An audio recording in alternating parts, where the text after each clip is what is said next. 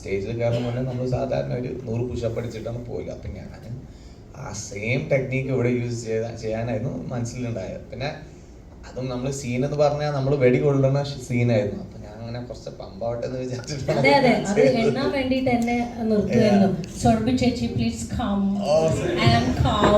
ഞാനാണെങ്കിൽ പേടിച്ച് വിറച്ച് പോലെ സുരേഷ് അല്ല ഹനുമാൻ കൈൻ്റെ ഒക്കെ ആണല്ലോ. അപ്പോൾ പോയി എങ്ങനെ എണ്ണി വാമാക്കിട്ട് നോക്കൂ എന്നൊക്കെ പറഞ്ഞിട്ടല്ലേ. ഇവരെ കോൺഫിഡൻസ് ഒക്കെ ഉണ്ടായിട്ടാണ് നമുക്ക് ചെയ്യാൻ പറ്റിയത്. Like it was really fun. It was a beautiful time and yeah.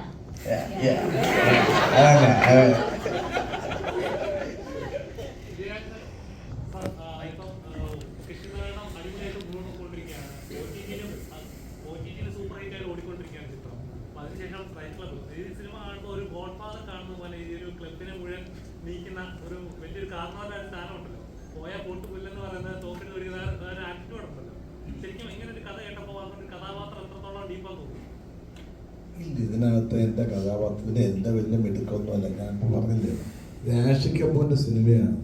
ഞാൻ കുറേ നാളായിട്ട് അഭിനയിക്കുന്നതാണ്. ഈ ക്യാരക്ടറിൻ്റെ എന്നെ പോസ്റ്റ് ചെയ്തിരിക്കുന്നത്. എനിക്ക് നടക്കാൻ പോലും സമയമില്ലല്ലോ, ഇരിപ്പല്ലേ. ഒരു കസേര എന്നോട് നടന്ന് എന്ത് ചെയ്യാൻ പറ്റും? എനിക്കൊന്നും ചെയ്യാൻ പറ്റില്ല അവിടെ. അദ്ദേഹമാണ് എന്നെ ഇതിനകത്ത് എന്തെങ്കിലും ഞാൻ ചെയ്തിട്ടുണ്ടെങ്കിൽ രാഷി കപൂറാണ്. സത്യത്തിൽ അത് കുട്ടേട്ടൻ്റെ അടവായിരുന്നു. കാരണം കസേരയിൽ മാത്രം ഇരിക്കുമ്പോൾ ബാക്കി ചെല്ലണ്ട, അല്ലെങ്കിൽ ഞാൻ ഓടിച്ചെന്ന് വെടിവെക്കേണ്ടി വരും, കൊള്ളേണ്ടി വരും, വീഴേണ്ടി വരും. ഇത് കസേരയാകുമ്പോൾ ഒരു ലിമിറ്റ് ഉണ്ടല്ലോ, ആരെങ്കിലും തള്ളി കൊണ്ടുപോയി. അല്ല, അങ്ങനെ സന്തോഷമുണ്ട് കേട്ടോ. 32 ദിവസത്തോളം ഞാൻ സിനിമയിൽ അഭിനയിച്ചു. ചിലപ്പോൾ എനിക്ക് ഒരു ഷോട്ടൊക്കെ ഒരു ദിവസം. അപ്പം ഞാൻ പക്ഷേ എനിക്കൊരു വിഷമമില്ല. എന്താ വെച്ചാൽ എല്ലാവരും കൂടി മുറിക്കാത്തിരിക്കും. ഇതങ്ങോട്ട് തള്ളുക, കളിയാക്കുക, കൊല്ലുക. എന്നെ എനിക്ക് വെളുപ്പിന് 2:30 മണിക്ക് ഒരു ഷോട്ട് വരും. ഞാൻ രാവിലെ മേക്കപ്പ് കഴിക്കും. അപ്പൊ 2:30 മണിക്കാണ്. അപ്പൊ ചിലപ്പം എനിക്ക് നേരത്തെ ഷോട്ട് വരും.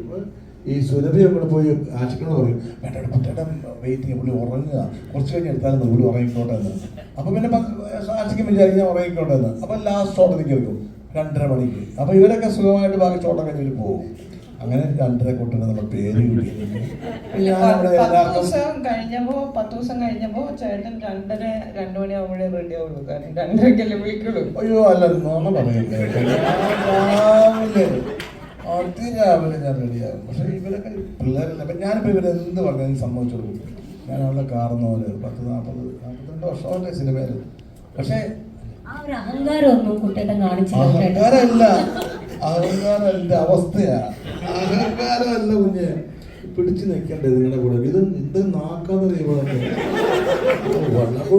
ഞാൻ മലയാള സിനിമ ഇത്രയും വർഷമായിട്ട് നിന്നിട്ടും ഇതിൻ്റെ കൂടെ നിൽക്കുക എന്നുള്ളതാണ് ഏറ്റവും വലിയ പ്രശ്നം.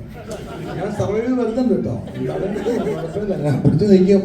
ഇവിടെ തരണം ചെയ്യാൻ പറ്റുമെങ്കിൽ ഞാൻ ഇനി കുറെ കൂടെ നിൽക്കും, ഉറപ്പാണ്. ഇത് പാസ്സായ ഇങ്ങനെ എനിക്ക് എന്നെ ആർക്കും തടുക്കാൻ പറ്റില്ല. ഇത് പാസ്സായി ഞാൻ സുരഭി.